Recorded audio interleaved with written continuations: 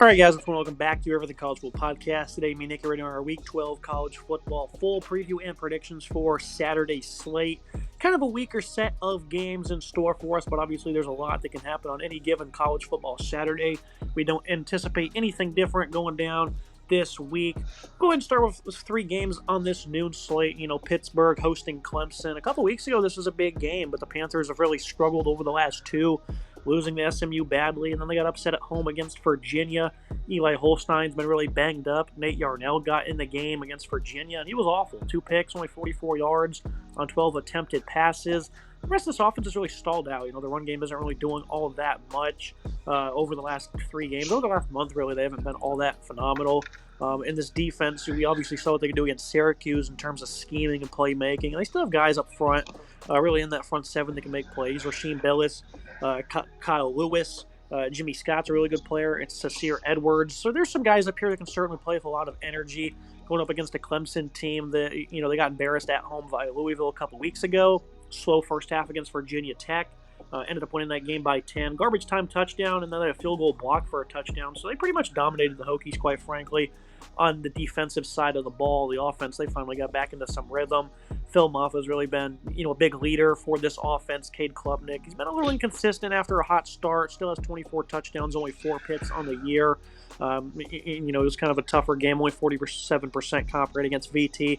10-point favorites, Nick. Clemson still somewhat in this picture for the ACC. The problem is this team just likes to not play good football for no reason.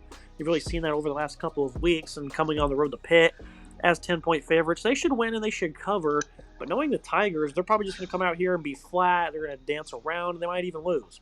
This is quite a sloppy game going down Saturday at noon. First I want to talk about Pitt. Pitt, they were, everyone's darlings. They started off 7-0, which was a really impressive number given what this team was expected to do in the preseason. Moving to 7-0 was quite impressive early on, but then they had a blowout loss on the road at SMU. I know they were dealing with some injuries, mainly to their quarterback, Eli Holstein. Then they lost at home to UVA this past weekend, a game that was kind of forgotten. It was played in the evening, and people really didn't notice or think about that game. It kind of got swept under the radar for them, and they've played themselves out of the conversation. Meanwhile, Clemson has played themselves out of the conversation for the most part as well, with a bad loss to Louisville. You saw things in that game you don't really see. Clemson doesn't really lose at home in the Dabo Swinney era, so to lose like that and get dominated, the fans leaving in the third quarter, it's just rare to see that place be absolutely lifeless. Really a rare thing, and a very disappointing thing if you're a Clemson fan, because it seemed like they had some mojo. It looked like Cade Klubnik was playing really good football. He looked comfortable, was dialed back in. But some mistakes in that game against Louisville, and they ended up losing that one big time. I do like the Tigers. That's one thing they will cover the spread. Klubnik, I think, is still a really incredible quarterback, and he was having some faint conversations about the Heisman race prior to the loss against the Cardinals. He was playing really good football against Wake, UVA, and Florida State in the weeks prior. He's having a good season, 2,200 yards passing, 24 touchdowns, 4 picks is still really good. Holstein battling injuries, but he's still having a pretty strong season as well. 2,100 yards passing, 17 touchdowns, 6 picks. Phil Maffa has been very consistent and reliable, nearly 1,000-yard rusher and 8 touchdowns on the season for him, which has really been impressive. The Pitt running game has struggled as of late. Desmond Reed is their top back with 670 and 4 touchdowns for him. The wide receiver room has stepped up at Clemson, which was certainly something we worried about in the preseason. What would they look like? Both defenses have had some strong points so far this season. We've seen the Pitt defense dominate at times, while we saw the Clemson defense have a good run of games earlier in the season. I like the Tigers to cover this spread and win this game, although this game feels like it's really lost a lot of energy. What once was a big game potentially in the conference title race isn't as big, despite the fact that Miami lost, and Clemson could still sneak their way into the ACC title game, which is really their only path to the playoff at this moment in time. Clemson, a big win for them here, will certainly do some work. If they lose, their season is done. Pitt, they're just looking to get a high-value bowl game and trying to figure out what's next for them after this season.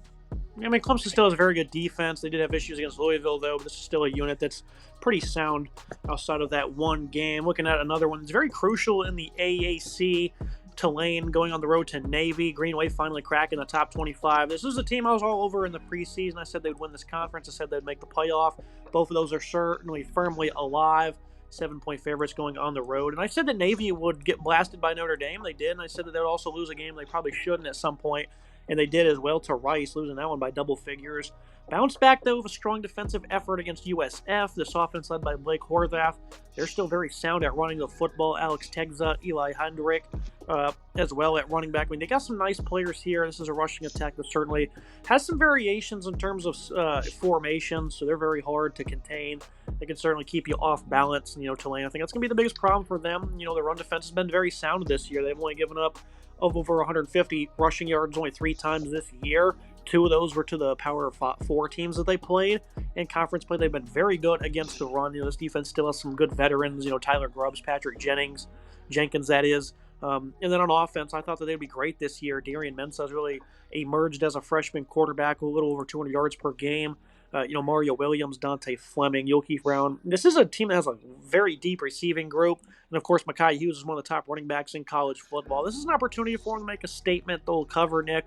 But when you play the service academies, these big lines can be lofty because the Navy, they're going to look to slow this game down, even though it's really not been their forte this year. They've really, they're like, 80th in time of possession or something like that. So that's not really been the thing for them this year. But against a powerful offense, that's what they need to do. Try to slow things down. And when you have explosive plays, certainly capitalize on them. But I'll take Tulane to cover this one. I just think overall they're the better football team. But there's plenty of different ways where Navy can win this game themselves. This matchup in Annapolis is super important for the American Conference. It's crowded at the top of the conference standings. Tulane is in the middle of the 2 rivals, the 2 historic rivals, Army and Navy. Navy has the 1 loss to Rice, while Tulane and Army are both undefeated in conference play. Army undefeated outright, and Tulane is 6-0 in the conference with 2 losses to Power 4 teams earlier in the season, where they fought in both those games against, at the time, pretty solid opponents here. I like what this Tulane team can do. This is a team that's got a great recipe. They score a lot of points. They don't give up a lot of points. That's normally a pretty good recipe for success. They score 41 points per game, which is 6th in the nation. They give up 18.8 points per game, which is 18th in the nation. Really good numbers there, right? They're really solid on offense and defense. Very balanced offense, 214 passing yards per game, 227 rushing yards per game. Very balanced. Obviously, that rushing yards number is a really good competitive number and a top 10 number, 10th in the nation. Mekhi Hughes is certainly going a long way with that, with his 1,200 yards rushing and 13 touchdowns. He's been really good. Well, Mensah has taken over as a solid quarterback for this team, 2,000 yards passing, 16 touchdowns. Mario Williams with the 3 receiving touchdowns and 650 receiving for him. This Tulane team, I like the pace they play at. They're really solid. Navy is not a traditional Navy team, and we've talked about them a lot as of late, and I still like talking about them because they're fun to watch. Horvath is a really talented player who's had a bit of a rough couple of weeks, but he's still an incredibly talented player that is leading this team on the ground and through the air for him. 24 total touchdowns for him this season, passing and rushing. Really good numbers for him. I really like what this offense can do. I certainly would like to pick Navy in this one at home. I think it's going to be a very ruckus crowd. I think the cadets will be certainly loud, or whatever the proper name is for students that are going to the Naval Academy now, be cadets. I think they're going to be very rowdy. They're going to be really going after it, going to try and make this a tough atmosphere because they can still play their way into a conference title berth. But I do think Tulane just has too much power on offense for this Navy team to keep up. I do think it might be a lower scoring game, as both teams will try to chew clock. They both like to hold some of the possession here. I'll take Tulane in this one to cover the spread as well. Might be a little bit closer, though. This is a very intriguing matchup. Certainly the best matchup to watch at that early slate, in my opinion. I do like what's going on in this battle here. A really cool and intriguing game in the conference, and can go a long way in deciding who will play in the conference title game. Yeah, I think you're right. It is called the Cadets. Moving to the last game we'll discuss here. Arkansas is hosting Texas, 13.5-point underdogs. And obviously, you saw what could happen back on the 5th of October. They upset Tennessee. Since then, though, they got blown out twice. Sandwiched in between those losses was a almost 700-yard showing against Mississippi State on the road. I'll kind of keep it short and sweet. I just don't think Arkansas is going to be able to compete in this one against Tennessee. They had a great game plan, and they're incredibly physical on offense. They limited the explosive plays on defense. Tennessee's offense this year, they've been quite shaky for the most part throughout the year. So to see what they did, it took an impressive performance, but I don't think it's necessarily an A+ one by any means. The other 2 games, LSU and Ole Miss, that is, absolutely hammered them. They gave up 562 passing yards to Ole Miss.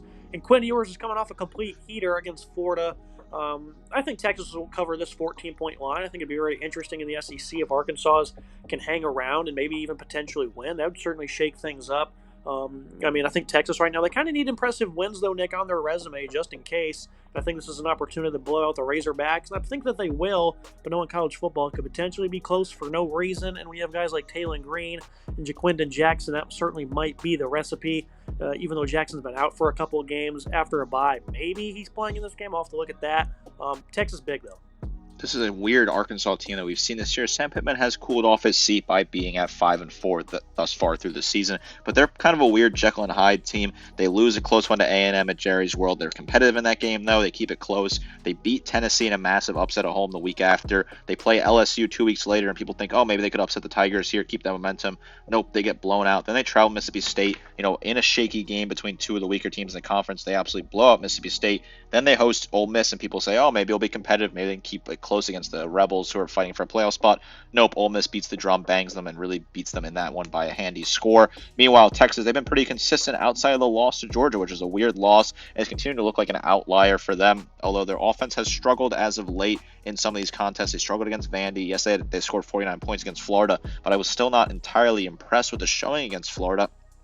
That loss against Georgia hasn't hurt them fully yet so far, but I think it can be a pain should they have an issue against Texas A&M in the future. They got to be focused here. It's still a tough place to play at Razorback Stadium. That stadium can get loud if the fan base is certainly dialed in. I've seen some loud games there. Arkansas fans are a very passionate fan base. They do support their team despite them not being very good over the past 10 years or so. I like what Quinn Ewers has been able to do. He's really been solid coming back from his injury. Looks comfortable and confident for the most part. 1,700 yards passed and 19 touchdowns, 6 interceptions. Wisner at running back has been really good. Gunnar Helm has been a really good target for them at catching passes. 3 touchdowns, 461 for him. Taylor Green, DeQuinton Jackson are very fun players to watch. Green, not an incredible passer, but a really solid runner, while Jackson has been really good on the ground, 600 yards rushing and 10 scores for him. A part of me wants to think that Arkansas will keep this close because any given Saturday you really never know what could happen, but I feel like this is a pretty surefire thing right now. I like Texas with the points here. I think they can win this game by 20, 30 points, something like that, similar to a score that we saw in the LSU game against Arkansas a few weeks ago. I would like the Razorbacks to keep this close because it would certainly make things interesting, but I just have a feeling Texas is going to run away with this one and start to build towards their focus on playing Texas A&M around Thanksgiving in a game that really has a whole lot laying on the line there. Looking at the mid-afternoon slate, LSU and Florida, 2 teams getting blown out in conference play this past Saturday, and I'm not all that shocked to see Texas throttle the Gators. They had a third-string quarterback. Defense had been overachieving. They go on the road after those tough, hard-fought efforts, and they got blasted. I just kind of figured that would probably happen. But this defense, they're coming back home. They've played some really sound football for the most part since September. I think this defense can hang around against a one-dimensional offense. Garrett Nussmeier and his wide receivers, they just couldn't really do much against Alabama. He had 2 interceptions. Ended up with 239 yards. A good chunk of that was in garbage time. Kyron Lacey, Aaron Anderson, these guys just were not able to get involved. Florida, it seems like the secondary has certainly improved, and they've gotten away from the coverage busts. I guess against Texas they didn't really do that. They're just getting straight up beat, though. I think for LSU, you need a big victory. You look good in the first half against A&M, and since then you've just not been a competitive football team one bit. 2 tough losses in a row against really good football teams. Seems like a good get-right spot for them. DJ Lagway, I'm assuming, is playing. This line would not be 4.5 if he wasn't, so I think it's a safe bet that he'll be getting to go in this one. You've seen what he can do with guys like Elijah Badger, Shamiri Dyke, Eugene Wilson you're hoping is going to be on the field. He hasn't played in forever, so I'm not sure if he will. But I think LSU with this defense, they need to bounce back eventually. I think they're capable of a lot more of guys like Whit Weeks and Braden Swinson. And there's no QB run threat here, Nick. We knew Bama would probably have a field day running the ball. I didn't think they would have 311 yards. Jalen Miller had another 4 TD game. So, they just are significantly lacking athletic ability in the middle of their defense. Florida, I don't think, can exploit it, though. So I'll take LSU to get a win here. I don't know, maybe 10 to 15 points. The Swamp's deadly, but they need a victory, Nick. They're not playing to their potential.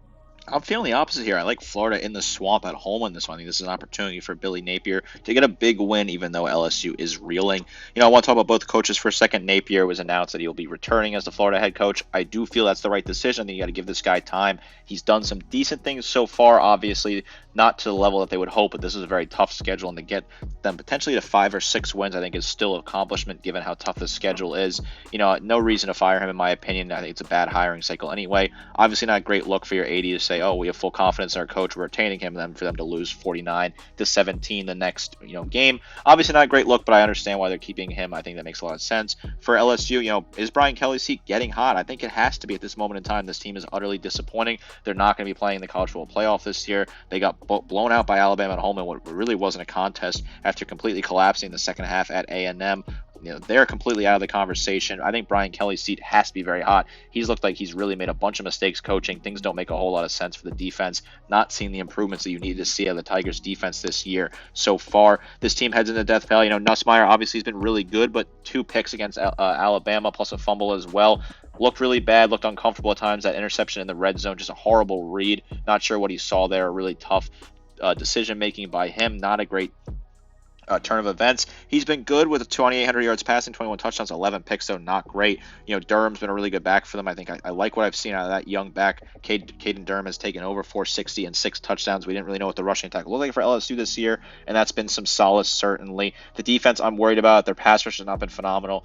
Yes, Lagway's not going to be that type of quarterback that's going to run all over you like Jalen Monroe did, but if Lagway plays, I think he has confidence to attack this defense, attack the secondary that looked weak at times as well over the past couple of weeks. I like the Gators at home to get a big win, a nice statement win, even though the LSU is not a great team right now despite still being ranked. I like the Gators here. I think this team can get a big win and move to 5 wins and try to push towards getting bowl eligibility with a game against Florida State coming up as well. That will be almost guaranteed a win for them given the state of the Knowles program. 2 programs, though, to certainly keep an eye on going forward with what's going to be happening with their coaches in the future. Not this season, but maybe next season. Both coaches could certainly be in trouble. Yeah, Brian Kelly's seat is as cold as a bag of ice. This is nonsense talk. Looking at the other 2 games, 2 ACC contests, ones that are lofty spreads, but ones I guess we'll talk about because there's nothing really else interesting going down in the mid-afternoon. You got Notre Dame playing Virginia, Purdue hosting Penn State. USC can blow another game in the fourth quarter against Nebraska. So there's some intrigue certainly going down mid-afternoon. But I think SMU, Nick, we've seen teams coming off bye weeks just be flat-out poor. You've seen it with Clemson. You've seen it with Iowa State. Will the Mustangs fall victim against Boston College, who can certainly run the football with a lot of precision? Obviously, Thomas Castellanos enters the portal today after putting up a terrible showcase really in the last couple of games, and he decided to quit on the team, so that's pretty ridiculous. Grayson James, though, I think he's certainly going to do an adequate job. He came in and played well against Syracuse, 6 for 5, 51 yards and a touchdown. Was good against, he was average, I guess, against Western Kentucky in a win earlier on this season. Kyle Robichaud, Treshawn Ward. This is a nice running back duo. Turbo Richard, hoping to have him back as well to have that established 3-headed monster. SMU, though, they're very good in all regards. Their defensive line's incredibly deep. They have good linebackers. They have veteran safeties. I think they have guys that could potentially give up big plays to Lewis Bond in the secondary, though, at corner. But not many flaws with SMU, and I think Kevin Jennings, this offense, has really found their groove since he fully took over as the starter. 40 points per game so far this year. Brashard Smith has been a tremendous asset at running back, so they have nice balance. I think their passing game will be in for a disappointment at some point, though. I think they're somewhat overachieving at this moment in time. Will it happen against Boston College, though? Probably not. I know they have a nice defensive line led by Cam Horsley, Donovan Izuruku. He's phenomenal. And, of course, Cam Arnold, the linebackers, are great players. So I think Boston College are going to cover this line on the road. 19.5. It's pretty lofty. SMU has a lot in front of them, and I don't think that they'll be caught lacking by any means. But the Eagles, I think, will certainly hang around in this game. A matchup between 2 teams ACC, a rematch of last year's Fenway Bowl, a game I attended. That was a sloppy affair up at the famous stadium in Boston, Massachusetts, famous baseball stadium. Was a really good time. Had a fun game and that fun day at that matchup. Now SMU, this team is really good. It's a totally different team than what the team was last year. 8-1 right now, looking really solid, playing good football. I'll take them with the points here. I don't feel great about it. I do think they're in line for a letdown, but I'll take them with the points here. Not totally confident on it. Definitely not one of my best picks on the board, but I think they could win this game by 3 touchdowns because of what they have on offense. They score about 40 points per game. They've been really solid the past couple of weeks. They scored 48 against Pitt, 40 against Stanford, 34 against Louisville. Yes, they struggled against Duke on the road, but that was sort of a weird game in that one. I think they'll get the job done here. I like what Jennings can do. He's been an incredible quarterback since taking over. They finally cut out that 2-quarterback system with Preston Stone. They're just rocking with Jennings, and I think it's really working for them. 1,900 yards passing, 12 touchdowns, 5 picks. Good numbers. Brashard Smith's been really good, nearly 1,000 yards rushing, just over 900, 11 touchdowns for him. R.J. Maryland, he's been a really good target, 359 and 4 touchdowns, although he can certainly do better, I think, get more targets. Castellanos, leaving, going to the portal. That's a whole mess there. Obviously I don't really like that, quitting on your team middle of the season. I thought he was a really good quarterback, but clearly him and Bill O'Brien do not get along, and they'll be changing things up. Robichuk's a fun player to watch for this offense for Boston College. 100 carries, 471 yards, and 6 touchdowns. I certainly think if BC want to be competitive in this game, they're going to have to rely on running the ball and chewing clock on the road. But I like SMU to run the score up early, pull out a big lead, and end up covering this spread here. This offense just is too talented. The defense has been really playing good football this year as well, which I think is certainly complementing a really talented offense that we already knew for this team. They're giving up 21.8 points per game, which I think is a good number, tied for 38th in the country. Obviously, scoring 40 points per game is a really phenomenal number, nearly 200 yards per game on both passing and running for this SMU offense. Give me the Ponies here with the points in a big matchup for them to continue building towards an ACC conference appearance, their first year in the conference. Now we'll look at another one going down out in Palo Alto. Stanford hosting Louisville. The team's also coming off a bye week. Stanford 20.5-point underdogs. Since going on the road and upsetting Syracuse early on in the season, they've lost 6 in a row, 5 of those games by double figures. Pretty good opponents, though, Clemson, Notre Dame, SMU. But they did give up 60 points to NC State, and they lost at home by 3 to Wake Forest. So this team's certainly not clicking. So why am I picking them to cover? Well, this is a lengthy travel for Louisville, and this offense has certainly left a good bit on the table at times. I think over the last month, though, Louisville's proven to be a pretty good team, better than I anticipated, starting with Tyler Shaw at quarterback, 280 yards per game. Has Ja'Cory Brooks, who's having a great year. Chris Bell as well. Colin Lacey hasn't really fully been worked into the offense since coming back from injury, while Isaac Brown at running back's been, a big emerging player for them. And this defense was pretty sound against Clemson. They were on the field for 101 plays, held them to 21 points, 450 yards. That's pretty respectable. So a much-needed week off for them. Very good D-line for Louisville. I think they've been underperforming at times this year, and I think Stanford is going to look to slow this game down. They had both quarterbacks, Ashton Daniels, Justin Lamson, on the field last game. There's certainly some wrinkles they're trying to get involved, I think, for this offense to try and manufacture something. They still don't really have much of a run game. They still have nice wideouts, Alec Amenior, Sam Roush. Those are some good players. I think they can certainly make plays. Stanford's no good at football, quite frankly, Nick, but I think they'll keep this game a little bit closer than people think. David Bailey leading the way on defense. Tristan Sinclair's been good for them at linebacker. They got some veterans in the secondary. I think they'll make enough plays here to keep those one a little bit closer. This is a Stanford team, and the only reason really to watch this team is to watch their star wide receiver, Emmanuel, who's a really talented player, and I love watching him play. He's a really good physical receiver, 600 yards receiving and 5 touchdowns on the season on 46 grabs. He's a fun player to watch. Outside of that, the Stanford team really has nothing. I guess Ashton Daniels is okay at running the ball, but not really super phenomenal. He's the team's top rusher with 481 yards rushing and 2 touchdowns, 6 touchdowns to 8 interceptions passing, only 1,000 yards for Daniels. This Stanford team's no good. I expect them to get boat raced here. I can understand why this would be tough for Louisville to cover.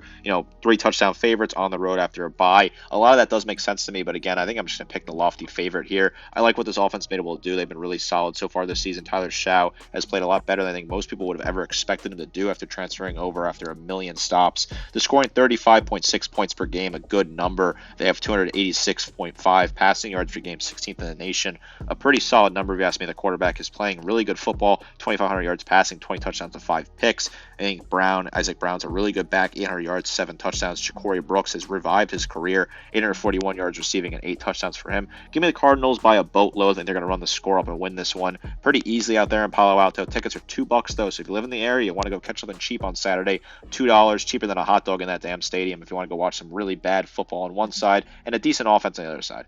Yeah, it might be worth the price of admission if this one ends up being a little bit closer than expected. Moving to the nightcap, probably the best set of games. Oregon going on the road to Wisconsin. 14-point line, very interesting number there. Strange Wisconsin team. They ripped off 3 straight wins in conference by double figures over against some weaker opponents. Had Penn State on the ropes, but got carved up by the backup QB and couldn't score. Ended up losing that game by double figures. And then they gave up 329 rushing yards on the road to Iowa in a 32-point loss. So much needed bye week for them to get back on track. For the most part, though, I think this is a defense that can be competitive. Guys like Aaron Witt, Jack Chaney at linebacker, Preston Zachman in the secondary, Ricardo Hallman's very good. This is a team that just doesn't have the same production that you envisioned that they would. Hunter Wooler's great, Jaheim Thomas, Daryl Peterson's been underachieving. This is a defense I think can be competitive against Oregon. They like to stall out on offense, it seems. They always start hot. They don't finish all that great. Dylan Gabriel went 183 passing yards against Maryland, a team that's been kind of brutalized on defense throughout the year. They've scored the exact same points, Nick, almost in 3 straight games, 38, 38, and then 39 this past weekend. So this is not an offense that's running up the score. They haven't had 40 points since early September. This offense just seems to underachieve, or do they take their foot off the gas on purpose, you think? Because they have Dylan Gabriel, Jordan James, an elite offensive line, great weapons led by Tez Johnson. And, of course, their defense has been phenomenal as well. They got great interior presence. They have guys like Mateo Uiagalelei, Jordan Birch coming off the edge. And I think they're going to make life very hard for Braden Locke, who's really not all that good. Tyree Walker's been emerging, but it's going to be hard to run the ball in this game. They do have guys like Vinny Anthony and Will Pauling that can make big plays for you, CJ Williams as well. I think this is intriguing. Wisconsin might be able to keep it close. This is a very tough road environment, Nick, for anybody. We've seen that over the years. They just don't win these games. I'll take Oregon to slightly cover, but what's with this offense letting their foot off the gas? Is it on purpose? It has to be on purpose because there's no other really way to explain it. Look at the Purdue game. Purdue, a horrible team, worst team in the Big Ten. They are having an atrocious season, 0-6 in conference, 1-8 overall. Oregon wins 35-0. That's the best they could put was 35 points. That was it. Meanwhile, you look at the Wisconsin team. They ended up beating that same Purdue team 52-6. I don't really know exactly what it is. They seem to hit that 30 mark, and they're like, all right, we're done for the day. 38 against Illinois, Michigan, 39 against Maryland. Seems like, Dan Lanning's just trying to cap it off and call it a day, letting the offense just kind of put themselves into a sleep mode after they get to 30-plus points and call it a day. Dylan Gabriel's been phenomenal still, right? 2,800 yards passing, 22 touchdowns, 5 interceptions. They have a running game, which I think was something we didn't know what that would look like. Jordan James, nearly 1,000 yards and 10 scores for him. He's been really comfortable. Johnson, for them, the wide receiver, has been really good, 650 and 8 touchdowns so far this season. The fact they're able to run the ball, it's not exactly as high as maybe you would like for a contending team at 169.3 yards per game, 56th in the nation, but that's still really good. The defense has been the big story, though. The defense is playing a lot better than a lot of people envisioned it would be. 16 points against so far this season, 9th in the nation, a really good number for them. They've had some strong showings in the past couple of weeks, giving up 10 points against Michigan State, 0 against Purdue, 9 against Illinois, and 17 against Michigan. They've been really strong on defense. I like what this defense can do, very physical unit. Expect them to have a solid day here. For some reason, I just feel like Wisconsin to cover this. I think 14 points is a bit lofty. Playing at home, big crowd. They can run the ball. They have really good. Tate Walker has been really solid on the ground for them this season. 676 and 10 touchdowns. While Vinny Anthony's been a decent target. Locke doesn't have to be a superstar out there. Braden Locke doesn't have to really be a world beater. He has to just be serviceable, avoid making mistakes, no turnovers from him, and then they can contend in this game. Madison night game, certainly a tough environment. I think they will cover this spread. They'll probably lose by 10, 11, something like that. They'll barely cover the 14 spread as Oregon just seems to be kind of in sleep mode. Maybe they're preserving themselves for the playoff. I don't really understand it. Don't really get it a whole lot. Doesn't make a lot of sense to me. I just don't see them blowing this Wisconsin team out. I think it will be a competitive game here. Now looking at the game of the week, Georgia hosting Tennessee, 10-point favorites. This line hasn't moved since there was rumblings of Nico Lamaliva not playing in this game, so that leads you to think that he probably will be playing in this contest. Going up against a Georgia defense that, they didn't have the best game against Ole Miss, gave up some rushing yards, got killed by vertical seam routes. Nico in the passing attack, they've been explosive at times against weak opponents, but in conference play for the most part, they've not been all that good. It's really been about this veteran offensive line and Dylan Sampson. He has, 20 rushing touchdowns this year. Georgia's been vulnerable at times against the run. I think that's how Tennessee's going to be able to hang in this game. I think they're going to run the ball probably better than expected. Obviously, everyone anticipates Georgia just to come in here and throttle Tennessee. They're going to win the game by 45 points. This is the expectation. But I can't confidently say that because the defense you're playing is just as good as the one you saw last week, and you did absolutely nothing against them, basically scoring only 3 points because a touchdown was set up on an interception in a short field early on in the game. Tennessee, their defensive line's great, just like the one Ole Miss had. James Pierce coming off the edge is phenomenal. They have Heat and Omar Thomas, Omar Norman Lott on the interior. Tyree West has also been a very good player. The secondary is maybe quite vulnerable. Carson Beck has really not been able to expose anybody this year. If anything, he's been the one getting exposed. There's been mistakes for the entire offense, Nick. The receivers haven't been all that great at times. The running game is pretty much non-existent, and the offensive line is the most beat up it's been all year long against this D-line. Even if Tennessee has no offense, I think they're going to hang around, and I think they'll cover this line. I think I picked 24-16 victory for Georgia. Everyone expects them to win by 30. Wouldn't be shocked if they do, but I can't confidently say that, Nick. Tennessee is too good for that, even going onto this tough road environment. The confidence for Georgia, you'd think it's pretty low right now, so if Tennessee can throw some gut punches early, some nice haymakers, they can really have them on the ropes. Now, I don't think Tennessee is going to lose by 30, but I think they will lose by more than 10, and Georgia will cover the spread. I'm thinking 14, 15 points. I think it will be close at some point, but Georgia will pull away. I look at the last two matchups between these two teams. I look at the game 2 years ago where Tennessee was the number one team in the country. They had beat Alabama. They had finally conquered their demons, beat Nick Saban. They had climbed to the top of the mountaintop. Really, they got to a really good spot, and then they went out to Athens and just absolutely laid an egg and looked weak in that game. Didn't do anything. Got blown out and ended before their season ended not too long after with a loss to South Carolina. And then last year, first play of the game, Tennessee breaks off a 25 or 75-yard rushing touchdown, all the energy in the world, and they look completely flat the rest of the day and end up losing to Georgia again. I expect a similar thing. They're going to lose here. The whole Nico injury thing, don't know what you want to say about it, don't know what you're buying into it. Certainly buying into what people are saying. I'm leaning that he's not going to play, but also maybe he is going to play. You really don't know. I think they're keeping a secret, obviously, for a reason. Even if it does play, he's looked jumpy in the pocket. I've not been really impressed with him the past couple of weeks. Making tough reads, not really feeling too good on the road, really bouncing around the pocket. The footwork worries me a lot with him that I've seen over the past couple of weeks. Meanwhile, Carson Beck's not been much better. He's been a turnover machine, which has been absolutely crazy. He just throws the ball in harm's way over and over again. Seems like he's a little checked out, in my opinion. This Georgia team's in a perilous spot here, right? If they lose, they're done.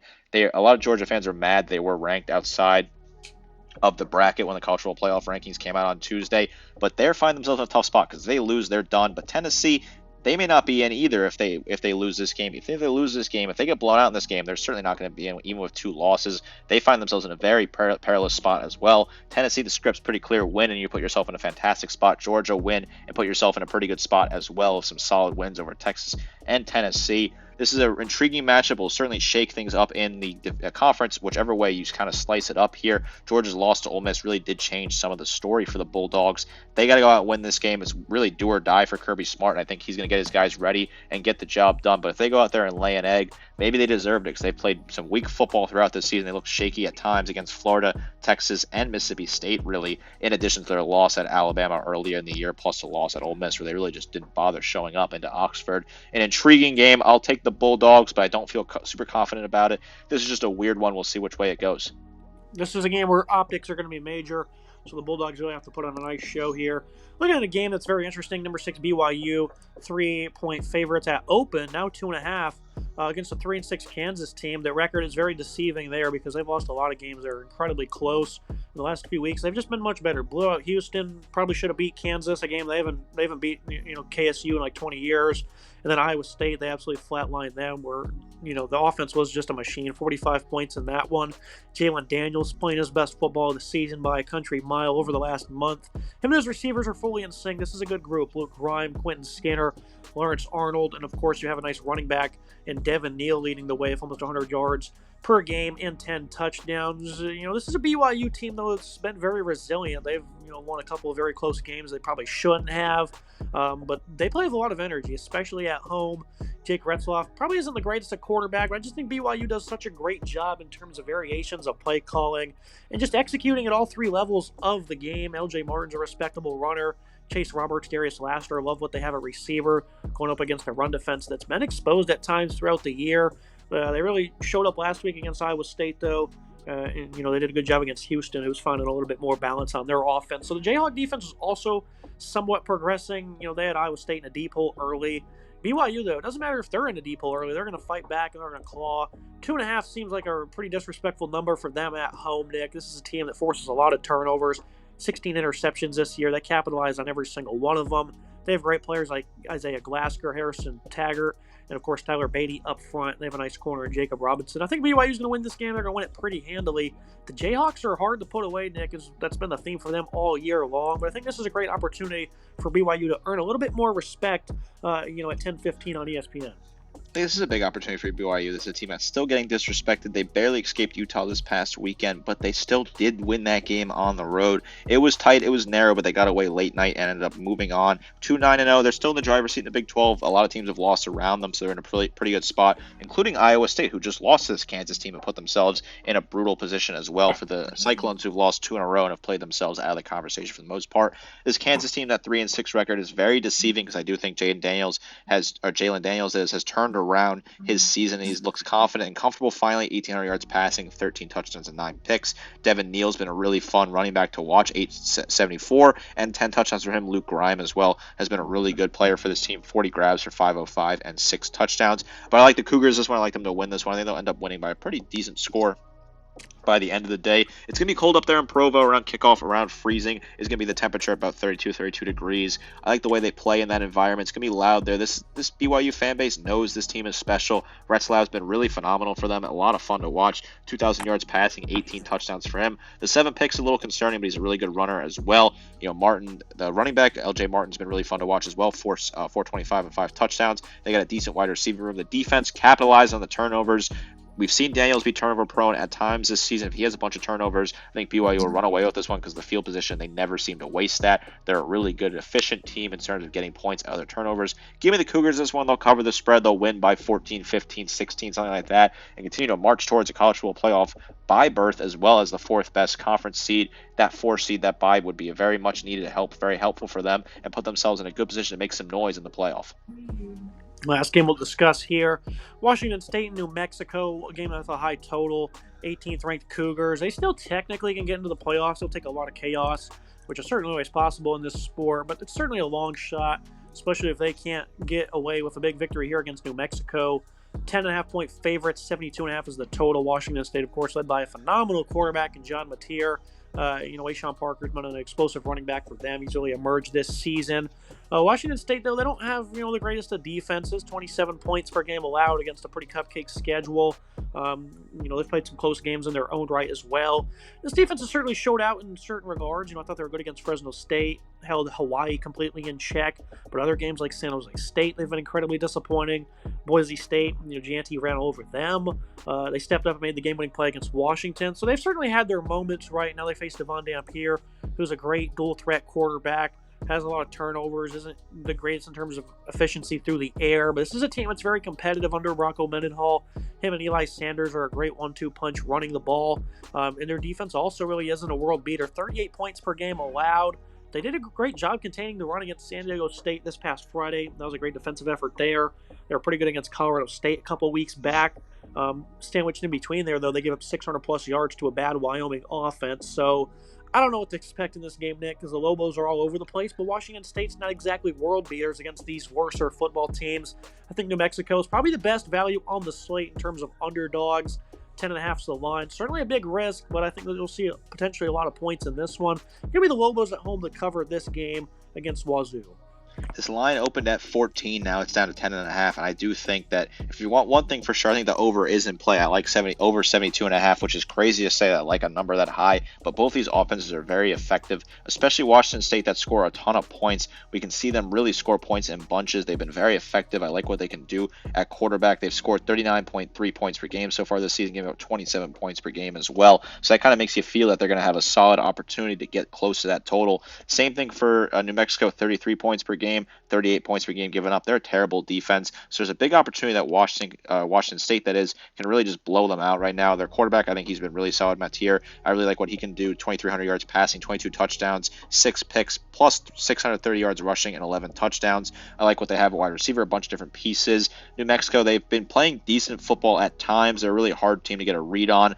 This Wazoo team, they've won 4 in a row. They scored 49 against Utah State last week, 42 against Hawaii. Their one loss was a bad loss to Boise State, but they're still a really good football team that can run up the score very quickly. I like them to put up a ton of points this one. I think both teams will score a lot of points. I'm thinking a complete shootout, getting close to clearing maybe even 90, 100 points total in this game. I like the over here. Going to be a big shootout here. I do like the Cougars to win this one and cover the spread barely. I just think they have too much talent on both sides of the ball in a game where both defenses are kind of weak. I'm going to take the team with a better offense, and right now Wazoo can just attack you, quickly blitz you, put a ton of points on the board. I like what they can do. I'm expecting them to win this game, cover late night, and continue to be potentially as a chaos spoiler in the college football playoff. I don't think they'll get in. Obviously, there's a lot that has to happen to make that happen, but it could be very interesting if they keep winning. I like watching this team. They're a very fun team to watch. Of course, they were left out in the conference realignment. They're not letting people forget that, and they're going out there making some noise and playing some really fun, unique, and good football in the process. Really like watching this team play.